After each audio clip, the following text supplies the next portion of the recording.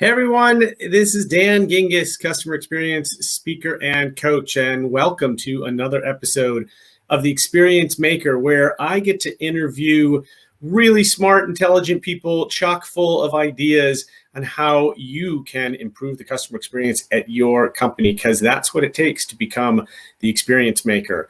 And I'm very excited today to introduce you to my guest. His name is Ryan Swanger, and he is the Senior Vice President of a really cool customer experience company that I've gotten to do some work with called TTEC. He's going to tell you all about it. Ryan, welcome to the show. How you doing, man? I'm doing great. Thanks for having me on, Dan.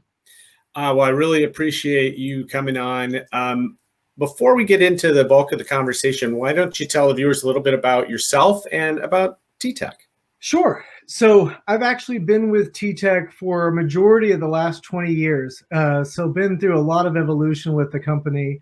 My role today is I'm really focused on meeting with senior business leaders and helping them envision what their customer experience of the future might look like, and then what are the different capabilities that they need to enable to get to that vision and really deliver a differentiated experience. That's awesome. And what are some of the things that you're seeing, especially now, that people are looking to accomplish in that space? Yeah, so there's a few key themes that I would bring up. I'll start with probably the most obvious one, which is how to optimize delivering great experiences to your customers when your employees are all working from home in disparate environments. And so how do you deliver that? As well as we've seen a significant increase in the volume of digital interactions that people are having these days, given that we're all, for the most part, at home. And so as there's this greater volume of digital interactions, how do you make that more of a personalized experience for the customer, as opposed to forcing them to navigate static web pages, and if they need help, having to leave that channel and call into a contact center to get help. So making it more of a connected customer journey. That's cool. And obviously you're reminding me of sort of the one of the big mantras of customer experience, that happy employees equal happy customers. And so there's a direct link between the employee experience and the customer experience. And certainly we've seen throughout most of 2020 that because the employee experience has been drastically altered in almost every company on the globe, that has had an effect on customer experience. Now, we customers, our lives have been altered as well. Do you think that link between EX and CX has maybe become even more apparent or sharpened in 2020? Yeah, I think so. And I'd highlight in particular a couple of things that we're starting to see really have an impact on as companies try to adjust to that paradigm. One of them being is, if you have your employees working from home, how can you bring tools to them so that you can actually help them as they're interacting with the customer? And so there's some really cool applications across training as well as coaching and providing insights on live interactions using different AI capabilities, as well as intelligent automation that we're finding can turn it from like, I'm in an isolated place, I can't raise my hand to get help from my supervisor, but now we can actually bring those tools, deliver them through the computer to actually help the employee in driving a great experience for the customer. Yeah, and it's interesting that you mentioned bringing stuff into your home. One of my clients that I work with is actually still sending physical birthday cards to employees, right? Something that you may have normally left on somebody's desk, and now gets mailed out, but gets to the home, and it's still that source of connection. And I think that's so important. It's such an easy thing. We've talked on this show and on my podcast Experience this so many times about how many companies don't pay attention to something as simple as someone's birthday, whether it's an employee or a customer. As a customer perspective, think about how many times you've given somebody your birthday or shown your license or your passport or something that has your birthday on it. The data's there, but nobody uses it because my birthday comes and goes. I don't know about you, but my birthday comes and goes, and very few people outside my family and friends, in the businesses I give money to, very few of them remember that it's my birthday. Yeah, no, totally agree. And in particular, what I'd highlight is we're using things like messaging platforms and forums to not just create better connectivity to the employee, so drive that dialogue that may happen, so to speak, at the water cooler, traditionally, but creating that still camaraderie amongst employees. And even more interesting, we're actually starting to apply messaging in terms of the customer interaction as well. So let's say I'm on the website and we can tell as we're analyzing your journey that you're probably in need and you're having a hard time finding something. Instead of waiting for you to come frustrated and reach out and say, I need help, how do we bring messaging to you and offer to lend a hand in that journey? And we're finding so often, if you can drive those more of a preemptive or proactive engagement with the customer as well, in that same way, that you end up avoiding that very frustrated customer that's calling into the contact center to complain about something. Instead, you kind of nudge them in the right direction and end up with a great experience. I love the proactivity comment. And I think, for comparison, I want to flip it on its side. Sure. One of the things that companies often forget to do is, if you have a search function on your website, look at what people are searching for, because by definition, it means they can't find it, right? Yeah. And that's a pretty good hint for you that maybe something that a lot of people are looking for needs to be more apparent or easier to get to. And so I love that you're putting out a chat potential or a proactive request when you can kind of see that somebody's struggling. And that is really key, because, I know I'm certainly going to be somebody who's going to be very stubborn about wanting to do it myself. Yeah. But I think with that interaction and somebody coming and saying, hey, we see that you're looking for this and you're not finding it, can we give you a hand? I actually would be very open to that and appreciative that somebody sort of realized that I was struggling. And we often don't recognize that our customers are struggling till too late. Yes. And that's I think what you guys are trying to get out ahead of, which I think is really cool. Now, how does that work then from the agent side? Is this an automated chat, or is this I immediately talk to somebody human, or a combination? It's really going to depend on the journey and how that company wants to handle that journey. And I actually want to expand on it with a couple of examples to drive that home. So you may find in certain instances that you actually do have a person on the other end of that there to talk to them. But as AI has matured, we're finding in a lot of those instances, you can have a very natural conversation with a bot and be able to solve that issue and maintain the scale of your ability to focus on those really critical issues with your human agents, and leverage what I call a digital agent to assist you in that particular digital path that you have. But there's another aspect that's really cool as well, which is once it does get to that human agent, another thing we're finding is that actually providing digital agents to help them. So let's say that you and I are having a conversation, and I'm the employee and you're the customer. While we're conversing, those digital agents are looking in the knowledge base in the CRM platform for the right answer to the questions you're asking me, so that we're all accustomed to, you ask a question, they're like, great, let me put you on hold for a second. They're going to try to find that answer. We want to create much better like normal conversations that occur in these instances.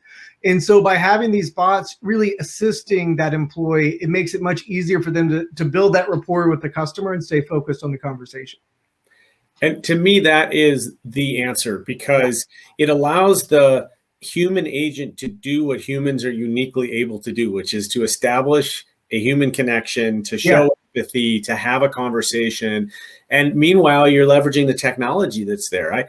I always sort of in my head, and I've been in a lot of contact centers, so I know, and for those that haven't, usually you've got an agent that's got multiple screens up. Exactly. They usually have a bunch of sticky notes. They have shortcuts. They might have Word open where they're copying and pasting answers. They have a FAQ section open or a knowledge base. I mean, it is a mess. Yeah. And it's very difficult to navigate. And that's why you get put on hold, because they know that's going to take them a couple minutes to go find something.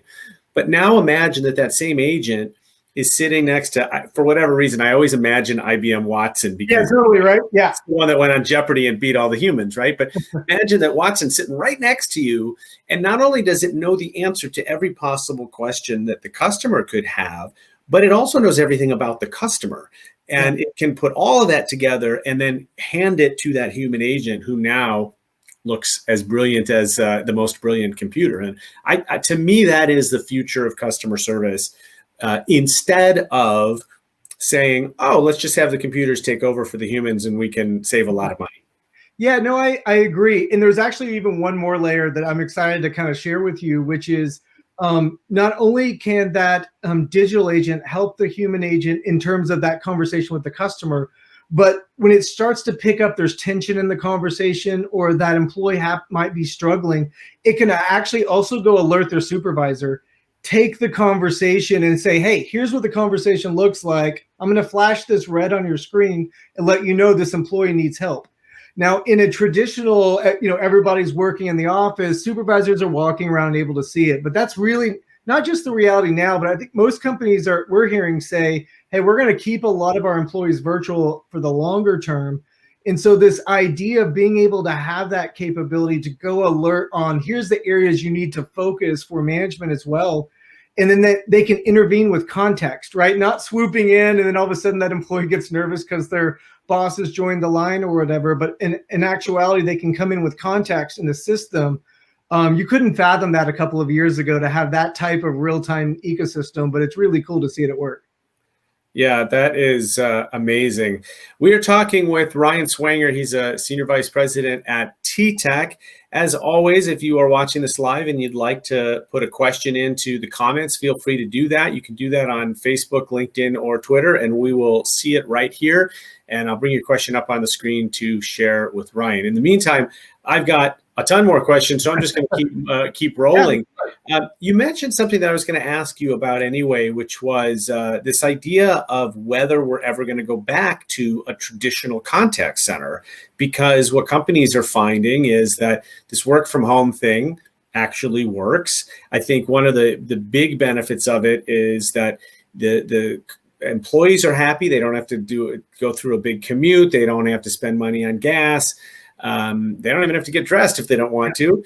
And then the companies are happy because not only are they not spending a ton of money to keep up a building and all the overhead, right, but it also allows them to hire people from pretty much anywhere and to really be able to say, I want the best agents, not just the only ones, the ones that are located in Columbus, Ohio, where my call center is, right? Yeah. Yeah, and I've got a really cool example of some of the things that we're doing in that area to enable that to happen. So you bring up a great point. You buy into this idea of having a virtual pool of agents or employees that are part of that contact center. But then you get to, well, wait, how do I train these employees? They're all over the place. And one of the biggest challenges I constantly hear from different executives I talk to is, we train 1,000 people, and even within 60 days, a significant percentage of them are like, this is not the job for me. It's too stressful. I wasn't prepared for what this job was going to be like. And in a virtual world, it's really difficult using traditional methods to train. So one of the things that we've started doing is using something we call a real play bot. And think of it like this. We actually analyze the types of interactions that company has with their customers today and see what the customers are like in different situations that they want to prepare their trainees for. And then we actually build bots that can interact with a trainee just like a customer. It sounds like them. They run into similar problems. If you ask them to repeat information because you couldn't figure something out, or if you forgot something they said, they get frustrated.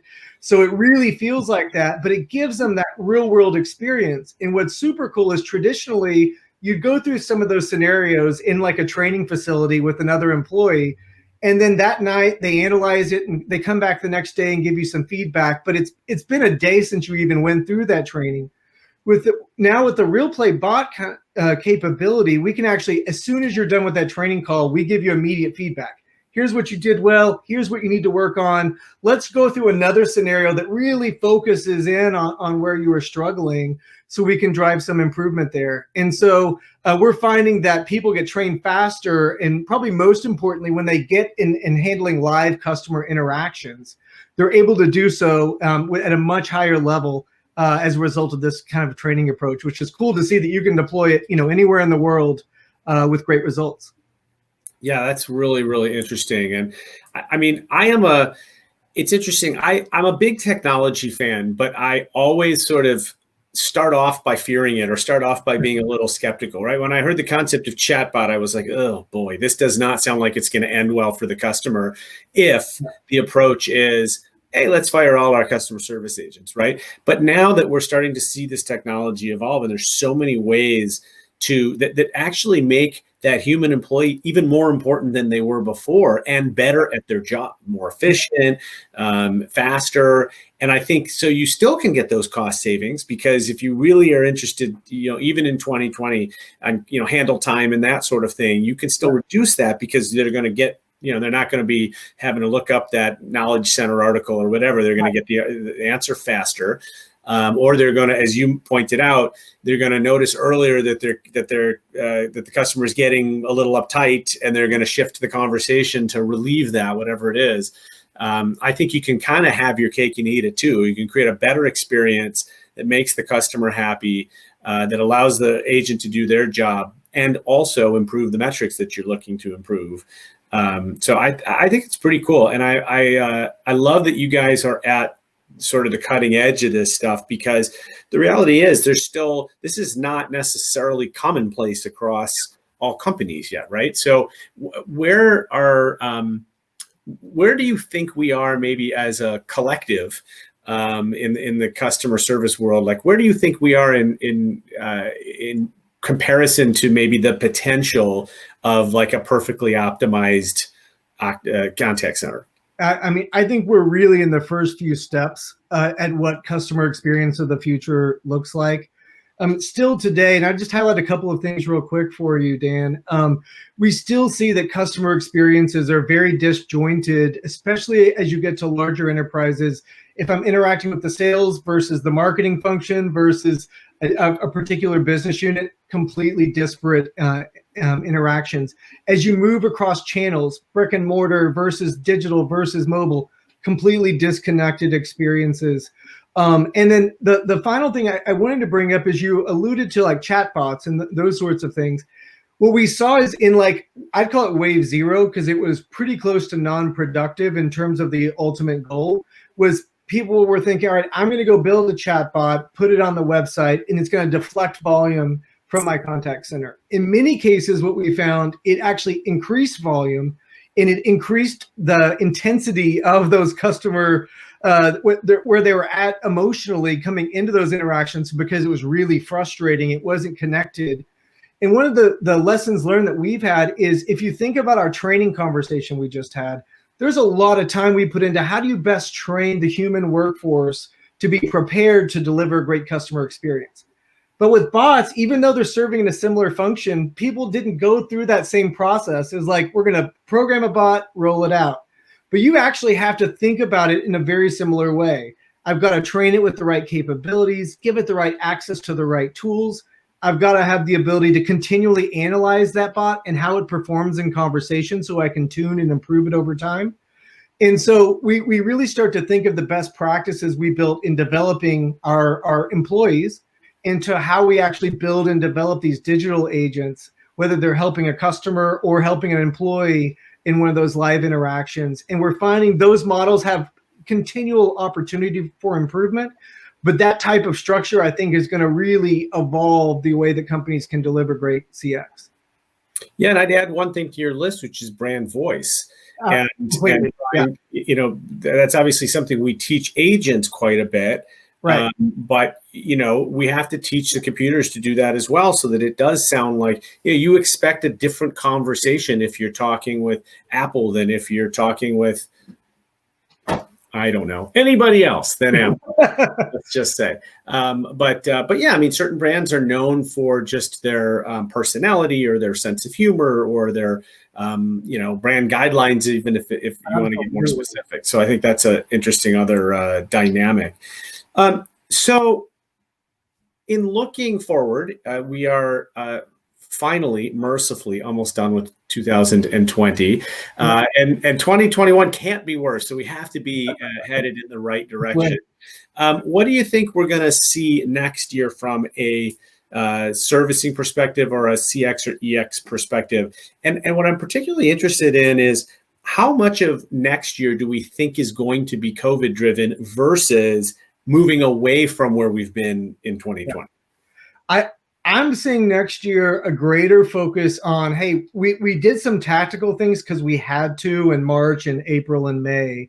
But now that we've had them in place, we see some opportunities that we weren't going to get to for another 2, 3, or 4 years, that because we were forced, we had to enact on them. However, most companies did so in somewhat of a tactical way for good reason this year. We got to get the workforce home. And then another example I'd give you is our queue times are 30, 45 minutes. So how do we introduce new channels? Like I've seen a lot of companies introducing messaging as a way to deflect out of the voice channel and have a more fluent conversation that way. As I think about 2021, it's going to be coming back in and being like, all right, we've got these new capabilities. We've got some real flexibility with the workforce. How do we bring it together to deliver a better customer journey? So how do we start to actually look at, connecting these pieces together? And we've kind of proven out we can actually keep the customer in the digital channel and bring the contact center to them, so to speak, whereas they can actually access it while they're in digital, as opposed to having to leave it, call a number, wait on hold. All right, so we've got some of those. How do we really turn that into great CX? So I think next year is going to be a lot about optimization, as well as taking some of the pilots that we see everywhere around different AI applications, and then turning them into more robust deployments. So you're going to start to see some really great AI deployments, whether it be customer facing or agent facing, deployed at greater scale as well. I'm so glad you mentioned the channel of the customer's choice. And I think one of the things just to build on what you were saying, I think we'll have a lot more information, especially because of this year, on which channels customers like the best. Yeah. And, I, for one, have moved almost exclusively to messaging apps. I think it's a great way to engage with companies. And I know that companies like engaging with me on messaging apps because there's a lot less pressure. As you said, it takes the pressure off of the contact center. There's not as much of an expectation of real time or immediacy. I can go leave a Twitter DM message and come back a few hours for the answer, and that's fine with me. So I think that's really a key point. And then this idea then of being where your customers are and building up those channels to make sure that, different groups of people are going to choose different channels. And we actually can serve all of them as long as we are making sure that experience is consistently good and available, I think. So it is an exciting time, and I think we were already in a period of transition. As you mentioned, a lot of it got accelerated this year, which can only be a good thing. That we kind of got 2-3 years of innovation, stuffed into this year, which to me gives me a lot of confidence for 2021. Yeah, I completely agree. And if you think about your channel example, where now there's these new channels that a lot of us like to use, what we find is it's going to depend on your customer type and the type of business you're in, and even the particular reason they're contacting you. And so one of the shifts I think we're going to see is in a scramble to enable channels, companies have built journeys in the channels. So they have a web chat journey, a messaging journey, a voice journey. And so one of the other things I see in 2021, 2022 is going back and saying, hey, let's actually build our journey and then turn it on for the right channel for that particular customer, or what channels we think makes sense to suggest to that customer for that particular journey. And so that's going to take some work. But now that omnichannel is becoming a reality to a lot of companies, I think there's a rationalization to how do we simplify it so we don't have 18 different customer journeys to maintain as we evolve over time, which is just untenable, and shift to more of a unified journey that you turn on by channels type of model. Yeah, and I would argue it's an unlimited amount of journeys because you can't possibly predict, even just in what we've talked about today, somebody comes onto the site, they're trying to self-serve, but they get stuck. So you hit them with a proactive chat, but they say no because that's not what they want to do. So they keep searching, but then they go themselves to a messaging app to send you a message, right? You can't map all that stuff out because the next guy's not even going to look like that and is going to take a different route. And I think what's important is making sure that you can serve the customer where they are. One of the things that I wrote in my new book, which is coming out next year, is we would never answer the phone in a contact center and ask someone to tweet us instead. Yeah. But yet we seem to think it's okay that if somebody tweets us, that we should ask them to call. Yes. Right? It Yeah. is. We shouldn't do that. We shouldn't tell people to come at us at a different channel when they've chosen to come at us at their choice. You'd never back in the days where people sent physical letters to customer service. You'd never write back and be like, "I'm sorry, actually we need you to tweet us," or "Actually we need you to email us or call." You would try to answer the question in the letter. And so I think if that's the one takeaway I'd like the audience to have, is just make sure that you are serving the audience in the channel of their choice. And that may be different company to company.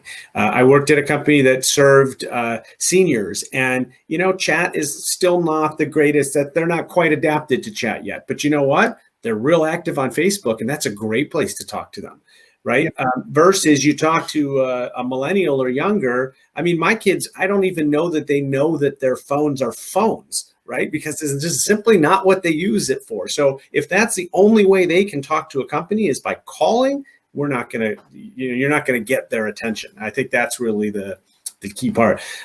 Ryan, this has been awesome. I'd love to speak to you for a lot longer. I love what TTEC is doing. I've been very excited to work on some stuff with you and the team. I think it's a great company, and I really appreciate you sharing some wisdom and even some prognostications with us today.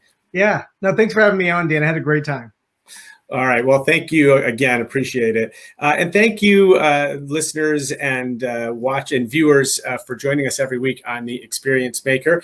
Next week, I am excited to welcome Christine Reimer. Christine is the Vice President of Customer Experience and Advocacy at SurveyMonkey. So you have probably taken a SurveyMonkey survey sometime in your life. And Christine will be joining us.